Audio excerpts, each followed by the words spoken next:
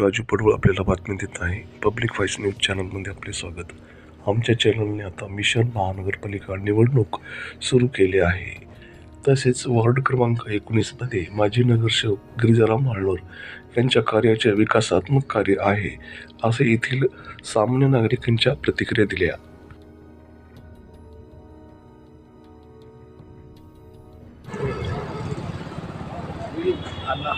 माझं नाव सांगतो जितेंद्र कडुबा मगरे, मी राहणार चौसर नगर.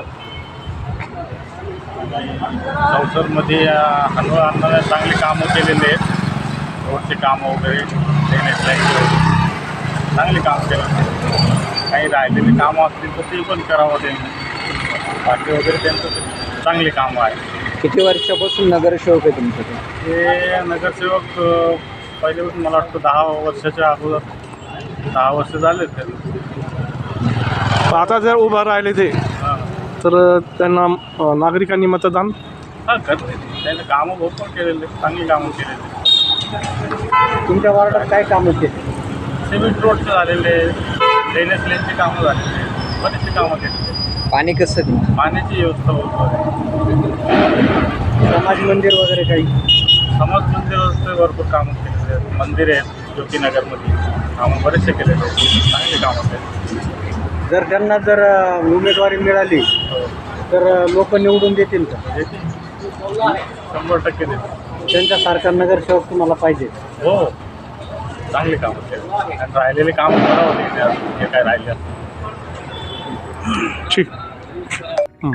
नमस्कार, मी पवन भिसे, ज्योतिनगर येथील रहिवासी आहे. आज आपण बघायला गेलो इथे, तर आपण सगळ्यात पहिले भेट द्यायला तुम्ही आलात. म्हणजे हे आहे कवितेचं बाग.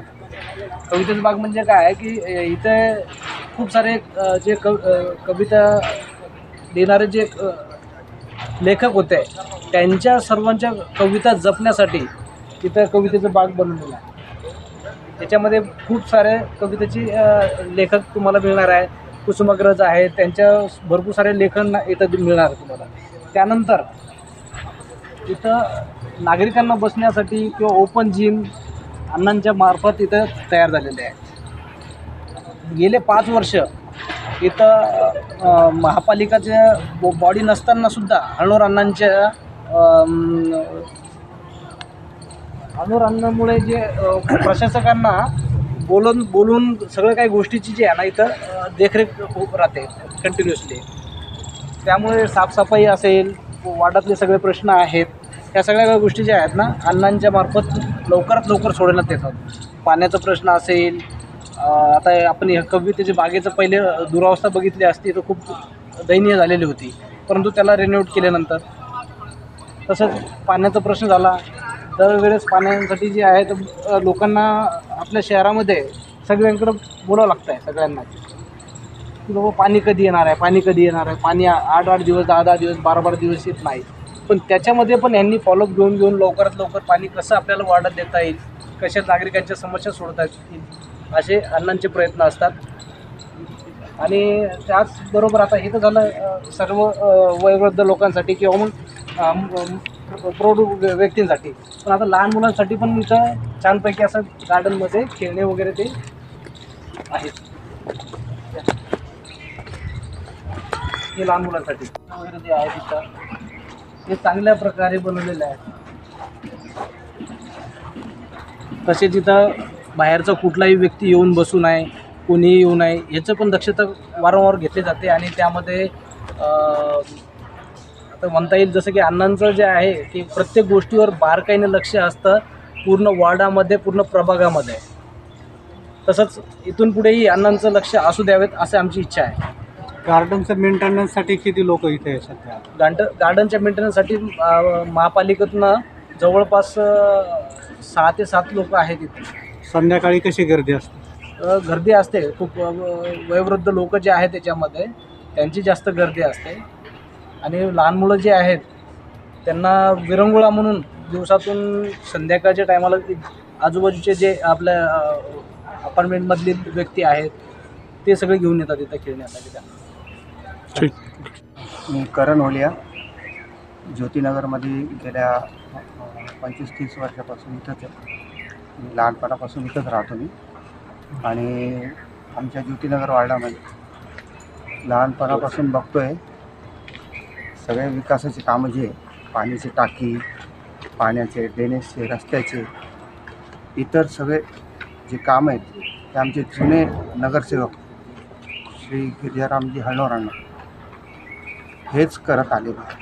अजून दुसरे जे होते जुने इतर ते इथं लक्ष घालत, कारण त्यांना काही घेणं देणं नसतं.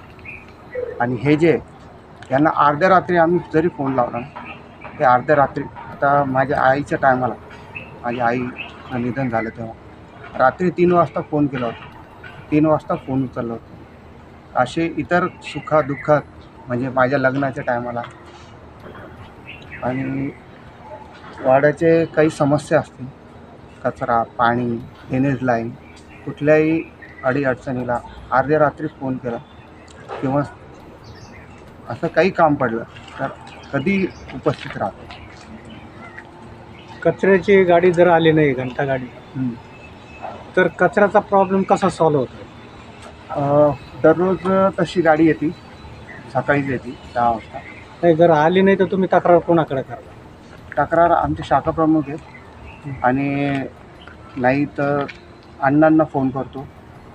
अण्णांना फोन केला की लगेच गाडी उपस्थित राहते. सगळ्या शहरामध्ये पाण्याचा प्रश्न गंभीर आहे. तुमच्या वार्डामध्ये पाण्याचा प्रश्न कसा आहे? पाण्याचा प्रश्न तर पूर्ण शहराला आहे, पण त्या निमित्ताने ज्योतिनगरला एवढी समस्या नाही आहे. कारण पाण्याचा प्रश्न तर पूर्ण शहराला आहे, तर इथं एवढीच समस्या नाही. कारण आमचे वाड्यातच पाण्याची टाकी आहे आणि जास्त करून अण्णांचे प्रयत्न असतात की बा पाण्याचं इथं शॉर्टेज नाही आलं पाहिजे ज्योतिनगरला. पाण्याचं वेळापत्रक बदललं किंवा काय झालं तर तर मेसेज तसं ज्योतिनगरचे सगळे एरियाच्या हिशोबाने अण्णांनी ग्रुप बनवलेले, जयनगर, ज्योतिनगर, दशमेशनगर असे इतर सगळ्या एरियाचे ग्रुप बनवले.